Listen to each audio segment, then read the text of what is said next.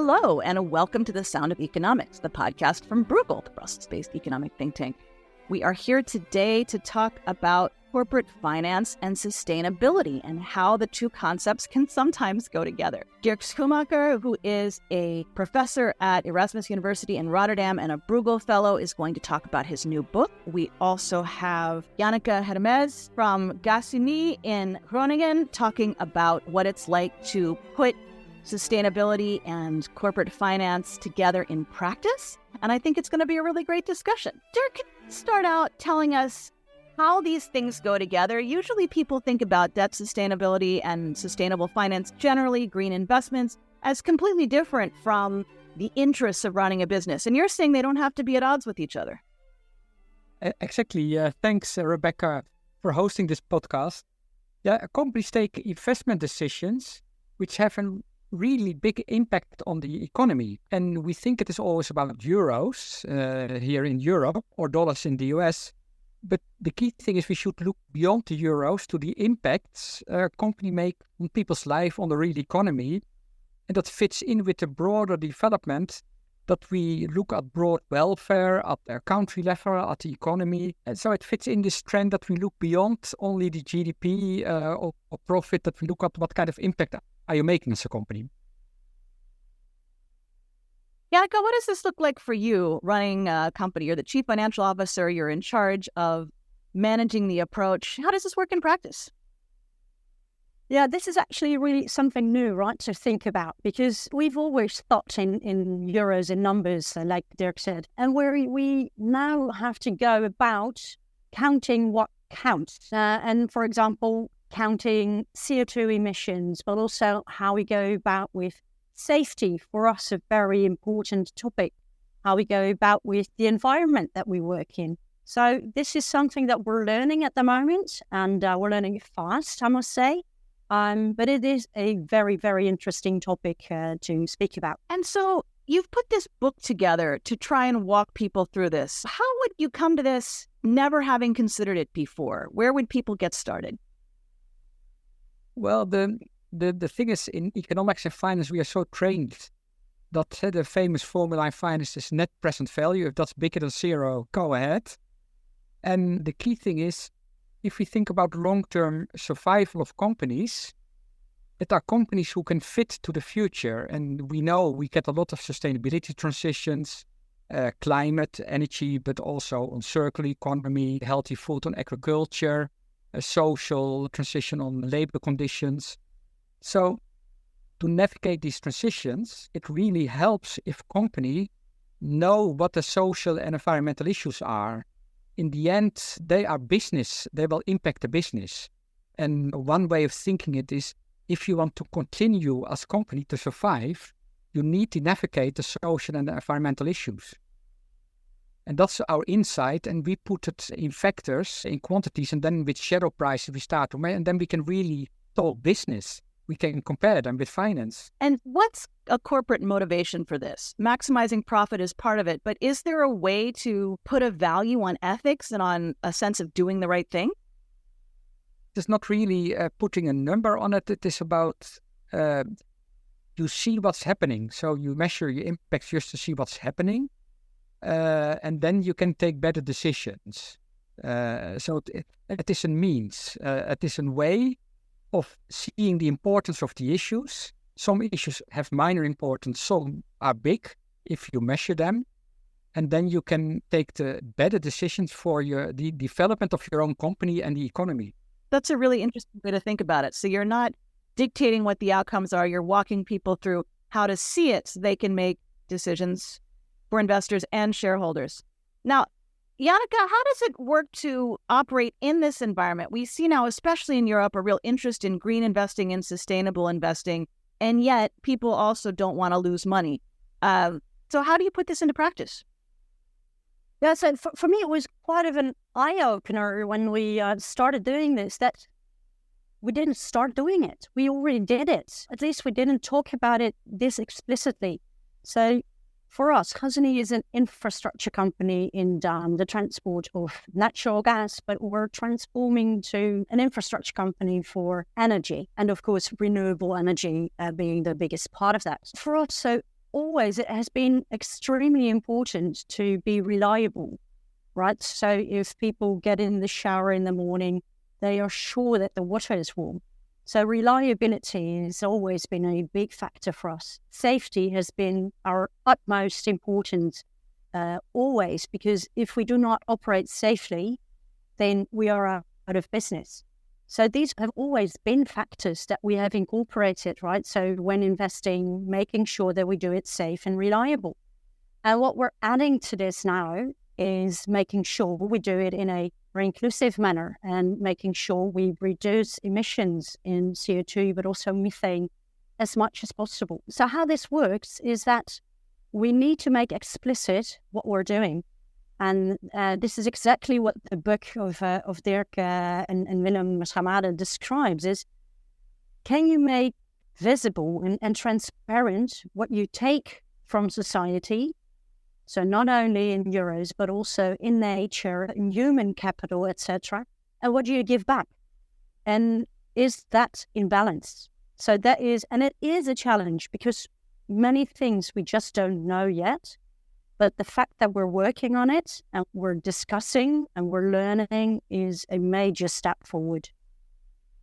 How have you managed the shift away from natural gas, particularly given the war in Ukraine, which has reshaped the entire European energy landscape?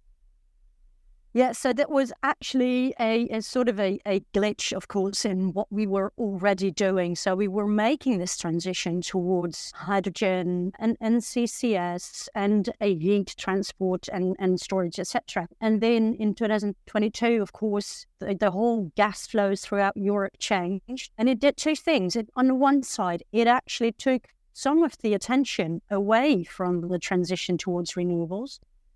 And on the other hand, on the longer term, it intensified a transition and it accelerated the transition because we are all very aware that we never want to be dependent on one of these larger countries in the world as Europe as a whole. So it's very important that we achieve energy independency as much as possible. And that has been accelerated. And of course, we do that in the most green way that we can, which is, of course, now looking towards electricity, hydrogen, and CCS.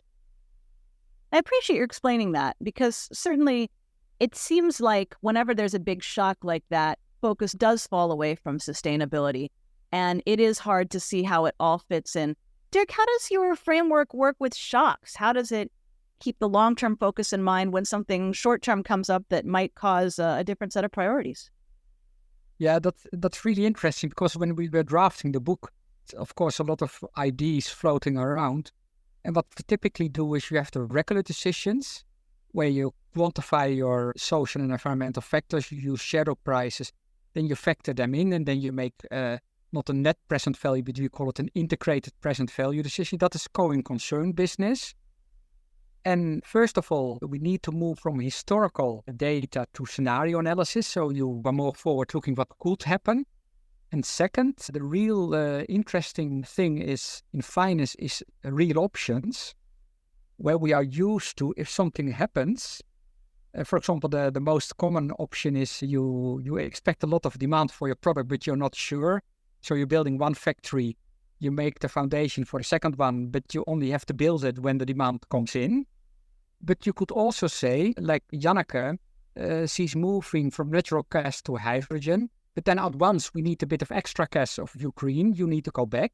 And then do you have the flexibility in your systems to allow for that? And then I'm in Rotterdam.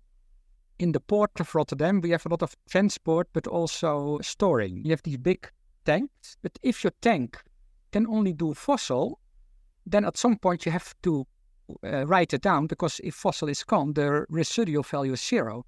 If you have a tank where you can have store different things, you can store oil, but you can also store hydrogen. It is a bit more expensive to buy, but then when you have the flexibility to switch, the long-term value of your tank is far higher. So it is this switching opportunities when you make your investments that you invest in the future, you pay a bit premium for a more expensive tank, but then you're more flexible if the world moves. that kind of thinking, we have a full chapter on real options. That's really exciting. That's really interesting. And presumably also it helps predict which assets are going to be stranded. Yeah. And again, in the port of Rotterdam, we have a huge petrochemical part. There we only do replacement investments. And for the new part, hydrogen, there we do all the new investments. And that's option thinking. Maybe to add on that, this is exactly what we are working on at this moment, right? Because the whole natural gas grid in the Netherlands, but also in the rest of Europe, can partly be used to transport hydrogen, which is quite easy, right? So we are building an over 1,200 kilometer pipe, net hydrogen grid in the Netherlands, which will be the first part of the hydrogen grids in the Netherlands. But that will be built, made approximately 80% of already existing pipelines. So taking into account circularity and reuse of assets, this is one of the steps that is really something that is being done at the moment. So that's exactly what Dirk says, is the thinking needs to change, that not everything has to be newly built, but there are so many things that we can reuse, and that is very important. And the key thing is, we are so used to thinking efficiency only, so the cheapest solution on financial grounds, but by investing a bit more or in a smarter way, you create lots of options for the company, which can be extremely worthwhile. So it's expanding your thinking by valuing these social and environmental options which you have, but you typically, because you're not valuing them, you're not aware of them. Do you ever have trouble explaining this to investors? Do you ever get some pushback where you have to walk them through why you're doing this? Yeah, a lot. And Janneke will talk from practice, because this efficiency thinking, so as cheap as possible, because then you have a higher profit today and more dividend and share buybacks, that's ingrained in finance. That's the short-term nature of markets. And if you can switch the story to, well, I'm in a very turbulent sector, like if you are a car company in Europe, if today Tesla is a higher market value than all European car companies together, if you cannot explain to investors that you can build a new production plant for electric cars, but if you don't have the staff who are not mechanical engineers but software engineers, which is quite different, that's the story analysts should be asking. Not all of them are doing that already, but like in the car industry, if you're not prepared for the future, you will be gone in a few years' time. And that kind of discussion is coming up. Long-term survival, are you ready for after the transition? And of course, from our side, Rebecca, it's quite clear, right? So we transport mainly fossil fuels, right? So natural gas. And already a couple of years ago, decades ago, we knew that we needed to make the transition towards renewable molecules. So we are a company that transport molecules. And it is actually, so it's not pushback from our investors, but it was actually the other way around, right? So, of course, everybody knows that we'll be using less fossil fuels, less and less.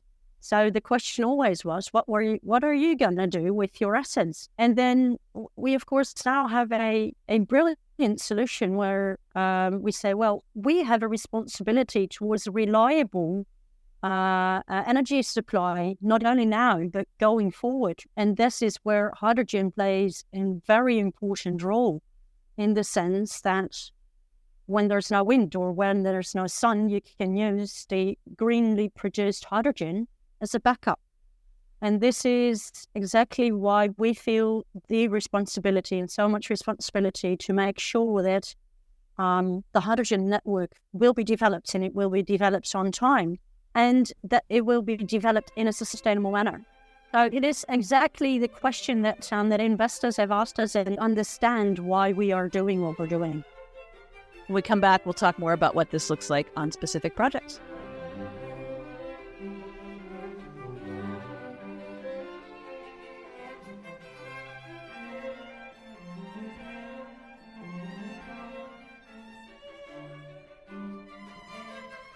Welcome back.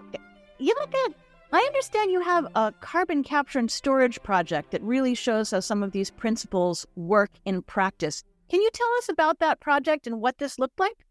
Absolutely. So together with the Port of Rotterdam and EBN, which used to be a company that was part of producing gas in the Netherlands, we have developed a project that takes CO2 from emitters in the Port of Rotterdam and transports it to an old gas fields in the North Sea. So what it does is it stores 2.5 megatons of CO2 every year for the coming 15 years. So in total, it will have stored 37.5 megatons, which is quite a lot when taking into account the climate goals of the Netherlands. And so, yes, this is one of the projects that we do to take our part in reducing CO2 emissions in the Netherlands. And now it's getting interesting because with the new methodology and the real cost of carbon, there's not the current ETS price, but the real shadow price of carbon, which is slightly over 200 euros, then the value of this project, each ton of carbon stored 200 euros, then the value of the project becomes clear. So it helps taking these big decisions. And to make it a bit broader, in finance, we always think about risk as volatility of your stock price, but the real risk, of course, is that your business model is not future-proof. You're running a business, you keep it going, you make profit today, but then you find out, like Kodak, hey, the world changed to digital, but I'm still with this paper-based photos, and then you have to close. So you're future-proofing your business model, but then you also need to do investment in that. So our metrics also lead to very different payout policies. Because today you ask about the stock market, the honest answer is you are a hero if you have a huge dividend and on top of that a share buyback, then you are rewarded by the stock market by an even higher stock price. And our metrics can show what kind of future investments you need in the future. So when retained earnings make more sense, that you invest in the future, like Janneke has to invest a lot in this hydrogen infrastructure. So it makes sense sometimes to reduce dividends to invest in the future to keep dividends in the future going. So also your payout policy, your capital structure with the new metrics, it's almost like wearing new glasses. You look at the different ways and you basically have more sustainable outcomes, not only for the world sustainable, but also for your long-term business model. And that makes it very exciting.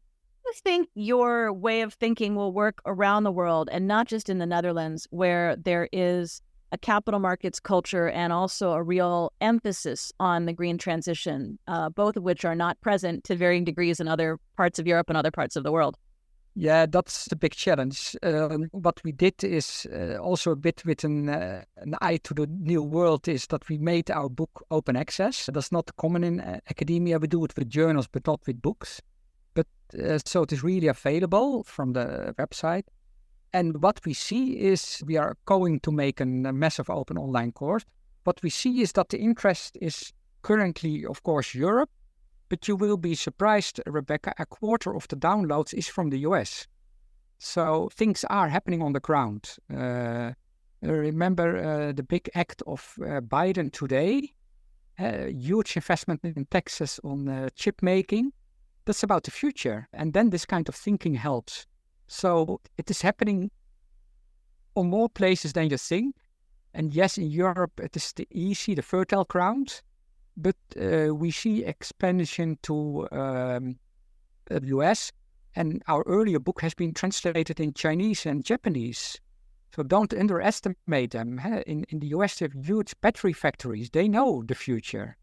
They're working on it. So we see it more broadly, not necessarily politics. This is about just business. Business is smart. They see the future. Janneke, do you find that investors from other parts of the world have different questions than ones coming from within the Netherlands or within Europe?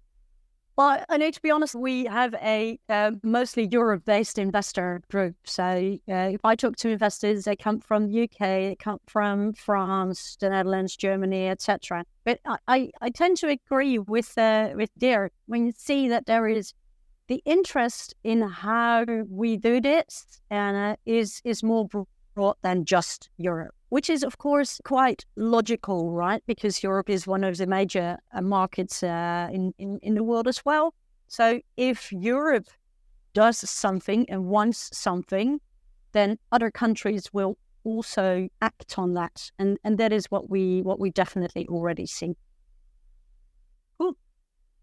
Jen, what's your hope for who this book will reach? Is it people working in companies? Is it business students who you hope will be the consultants and leaders of tomorrow? Is it government regulators? Presumably you think all of them have things they can take away. Where are these ideas going? Well, I would almost say all four groups, because I have a long background in policy. So I worked for 10 years at the Ministry of Finance. But I've been presenting the early parts of the book at consultants, like the Big Four, because in the end they are helping companies with a strategy. We run courses, and especially my co-author Willem Schamade, he's now working with Janneke at GasUnie, but also with other companies, how to implement it. We are in Rotterdam, where we always say we want to do things rather than only talk about it.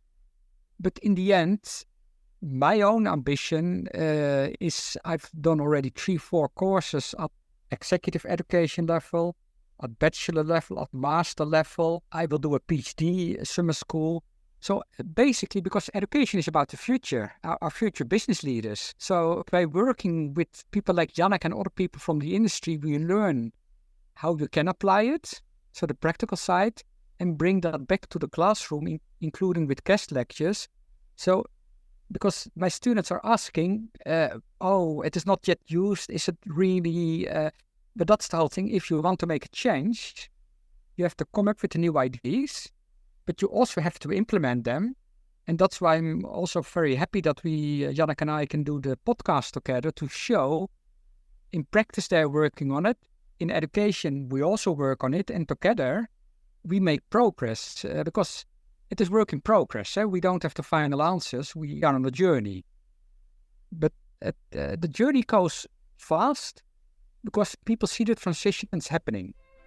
When we come back, we'll talk more about how this fits into the current policy landscape.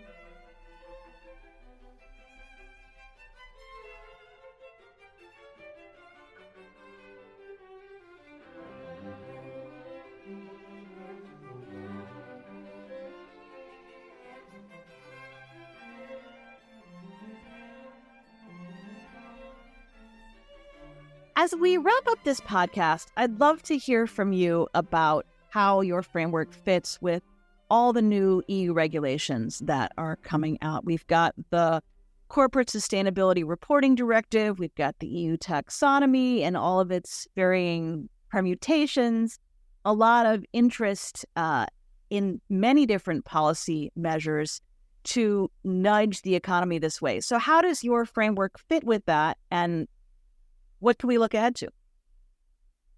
Well, basically, we took a bet on this, the Corporate Sustainability Reporting Directive, and of course also the IFRS coming up with the sustainability standards. That's what we need to have the information to start evaluation, because if you don't know the quantities of chemical waste, carbon emissions, or health and safety, which Janneke mentioned, the amount of fatalities in the factory, or that living wage is not paid in the value chain, the due diligence directive. So this direction is really helping us and the users of the book, that the information becomes available, because a big fallacy of people is that if we report, that's the end of the story. No, that's the start of the story, because you want better decisions with the information. So I think it is good news that the CSRD is in place. So we start doing it, reporting, and with our book, we can use the information to take better investment decisions, better M&A, better capital structures.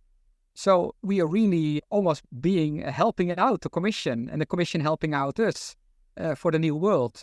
And the next stage, it's always nice to leave the reader with the next question is, that's really about fiduciary duty, corporate governance, because currently finance and textbooks are built and especially your place, Rebecca, in the US, on shareholder dominance. They take the decision, they appoint a board, and the board gets a stock holding package to be aligned with the shareholder. Our book tells, yes, we need shareholders, but we also have social stakeholders, local communities, employees, and we have future generations who care about the environment we leave to them. We need to look at the interests of all three stakeholders. So the new game is not to do the fight at court, but shareholders do what they like, and then the other stakeholders go to court to sue them, but bring that discussion from the court to the boardroom where the stakeholders discuss with each other. I think that's the new area to watch at the Commission. And I think in practice that we can work with shareholders and other stockholders rather than fight in the courtroom. That's a really insightful way to think about what could happen, because we hear so much how the European Commission rules are working almost at cross purposes with the IFRS rules, because the IFRS looks at more traditional measures of finance, and the Commission rules are looking at what they call double materiality, looking at climate impact as well as financial bottom line. And it looks from here like it can be really difficult to reconcile those things. Yeah, I think the honest answer is that the Commission is going a bit further than the IFRS. That is a reality. But they're keen to work together. And Janneke, you're in the middle of it. So what is your take on this reporting? Yeah, so what I always think is important is you can only change things that are in the future. So in decision-making going forward is what we need to keep our focus on. And that's why I think this book is so valuable in the sense that it trains you to make better decisions based on, like I said in the beginning, counting what counts. And then going back to CSRD, there's a lot that counts, right? So you need to know what counts the most and where you have the biggest impact.